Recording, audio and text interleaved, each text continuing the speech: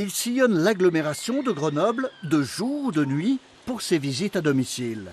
Le docteur Poncelet est l'un des 22 généralistes de l'antenne de SOS Médecins.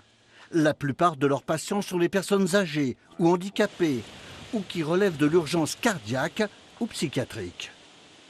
Des fois, ça peut être très compliqué. Et là, on peut y passer une bonne heure, le temps de refaire l'interrogatoire, d'examiner, de faire un électrocardiogramme. Ces docteurs volants consacrent la moitié de leur activité aux visites à domicile. D'où leur colère.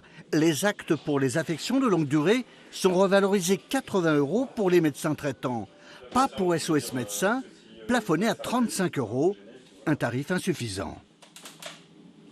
Les patients qui ont des problèmes pour se déplacer, handicapés, les personnes âgées, les patients qui ont des pathologies qui les empêchent de se déplacer, ne pourront pas bénéficier d'un avis médical, à part au téléphone. Et le médecin régulateur au téléphone, qu'est-ce qu'il fera? Il enverra une ambulance pour qu'il soit dirigé vers les urgences, qui elles-mêmes sont déjà surchargées. Donc c'est une mesure qui est discriminante, essentiellement pour le patient. Et nous, entre médecins...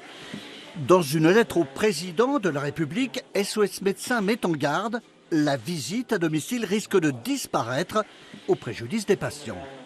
Il y a beaucoup de patients âgés entre 70 et des fois 98, 100 ans qui ne peuvent pas se déplacer, qui n'ont pas le moyen de locomotion ou physiquement ils ne peuvent plus se déplacer et donc ils ont besoin d'avoir un médecin qui se déplace. Les médecins traitants se déplacent de moins en moins.